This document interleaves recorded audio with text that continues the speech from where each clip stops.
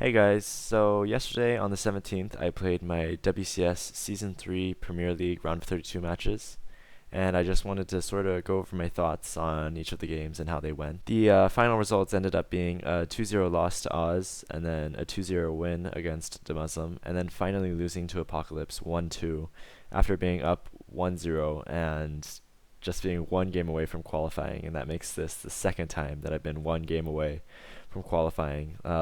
Last season being a 1-2 loss to Alive. And so it's definitely quite disappointing. I practiced a lot for this group, and I was really hoping to advance. I really wanted to go to the live event because I feel like the atmosphere at live events is much better, and it's always a great experience. And I usually perform better at live events too. So it's definitely very disappointing. And as I was losing the last match, I got really sad, but I guess it happens. Originally, the group was slotted to play on the 25th, but it ended up being moved to the 17th, which I originally thought might be a bad thing because I'd have less time to practice and prepare. But I ended up figuring it'd probably work to my benefit because Oz would have been traveling from DreamHack. The Muslim was still kind of rusty after a month of not really a solid place to practice. So I thought it ended up probably being a good thing that worked in my favor. So briefly, I just wanted to go over each of the games. First, I played against Oz, where I lost 2-0. And first game, I think I just let him take way too much map control with a small army. His third base ended up being faster than my third base, and that just lent himself to have a huge lead going into the mid game. And I thought I had to play super defensively because he opened with a 5-gate, but I ended up overdoing it, making way too many lanes, not macroing enough, and ended up putting me really behind. Second game, I felt like I played very well in the early stages of the game. I denied his third and ended up having a pretty solid lead going into the mid game. However, I made the wrong unit composition choice. I ended up going Corruptors against 2 Stargate Void Rays, which is always a bad decision. And the reason I did that is because I hadn't practiced using Vipers too much in that situation. Just in practice, I hadn't really been going Vipers at all, so I think if I had went Vipers there, it would have been a much better game, and we would have gone to game 3. After that, I moved to the losers match, where I ended up facing against a Muslim after he lost to Apocalypse 1-2. And team kills always really suck, but it's inevitable in a group with 3 EG players. And I think a lot of people were disappointed in the way I played against the Muslim, but I just wanted to go a little bit my reasoning over why I played the way I did. First game, I opened with a 6 pool on Yansu, and the reason for this is Yansu is a terrific map for 6 pooling and almost auto wins against any command center first build. And the only other worry I had was Proxy Reaper, which he had been doing to me on ladder, so I sent a drone scout out to scout for Proxy Reapers. In finding none, I felt confident that it was a CC first. I moved across the map and I ended up winning. Second game, I opened for a 1 base Baneling bust, and this is something else I had been doing to him on ladder, and maybe he wasn't expecting it because I had been doing it on ladder, so he didn't play any differently than he did on ladder, but without an SCV scout, it's very difficult to hold off that attack. And I know how he plays. I've played with him a lot, and I know he doesn't usually SCV scout, so that lent itself to another easy win there. And both these builds I had actually practiced a lot with some of my Terran practice partners, for example, Major and Neeb.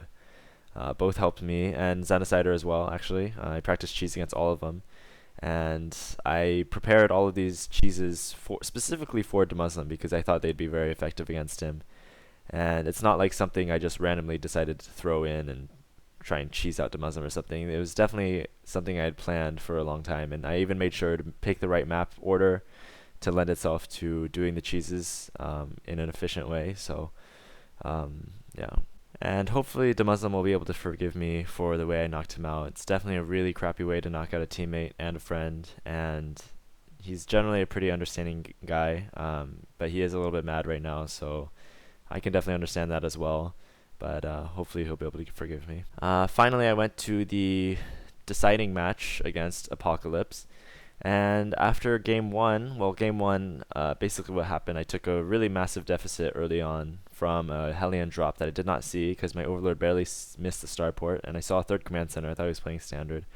Ended up being a 4 Hellion drop that killed 15 drones and put me quite behind. But Apocalypse, I think in this case, he flipped a coin and he tried to go Banshee, double Banshee with a Marine Marauder drop after that. And against 2-hatch Muta, it got completely shut down, and that put me back in the lead after taking an early game deficit.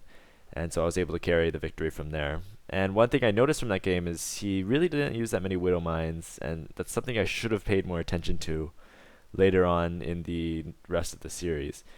Game 2, he went for his standard Reaper into Viking Widowmine drop, which I had been told is something he has done a lot, and from studying him, it did seem like that. So I kind of hard countered it immediately in terms of pulling all my Overlords back and making sure none of them died.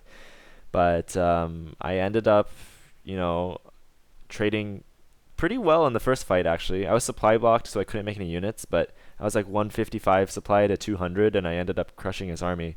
And that was where I was like, oh my god, I'm going to win. I'm up 1-0. This one victory, I'm going to be able to qualify for top 16 and go to the live event. And I was starting to get really jittery and happy. But then what ended up happening is what I do in practice is after I crush an attack, I'm like, all right, let me attack now. And that's something I had been trying to do in practice. And I kind of underestimated how big his army would be, and I attacked off creep, which was a horrible decision. I ended up losing quite a lot in a very cost inefficient trade. All I could have done, because he was only on 2-2 upgrades without 3-3 coming, and only on 3 CCs, he didn't even make a 4th CC for a long time. So he was pretty all in. All I had to do is just take my mutas, go into his main base, kill a bunch of stuff, wait for him to come on creep, kill his push, and then I'll just auto win. So definitely a very, very difficult and saddening loss for me there, because I really was in a very good position to win that game. Then game 3, he did the Hellion Banshee pull with SCVs, and I just took way too much damage in the beginning. And the problem was I was expecting the Viking Widowmine drop once again, so I pulled all my Overlords back, and I got very, very lazy with scouting, which is something you never can do. And he probably recognized this from the previous game, or maybe. So I ended up taking so much damage, and it really sucks because 2 base Muta should beat a push like that. Like any Banshee pushes should get destroyed by 2-hatch Muta. Unfortunately, I didn't make a queen. I didn't make a spine. I made an extra queen. So I thought with 5 queens, I wouldn't need to get a spine. And ended up biting me really, really badly because I didn't have any spine crawler to transfuse. I actually missed a lot of my transfuses on the queens because they died so fast. And ended up losing. So definitely really, really sad about those losses. So after losing to APOC 2-1, I was eliminated from my group. So I will not be going to the top 16, which is something I really, really wanted. And I think this just means, I need to prepare a little bit better next time. I thought I prepared quite a bit this time, but definitely there's a sign that I could do more. And I'm going to try my best. I'll keep streaming, and hopefully I can do better next season in season 1 of 2014, or whenever the next season is. I have no idea when it is, but it feels like it's going to be a long time from now. And hopefully I can make it out of Challenger League again. I've made it back into Premier League every season, but last season was definitely very precarious, with me having to face off against Snoot, XY, and Sage. It's definitely a very tough group that I wasn't even confident that I'd make it out of that group. I thought I was going to actually get last in the group, potentially. So hopefully I'll make it back. I'm going to try my best, and thanks for watching.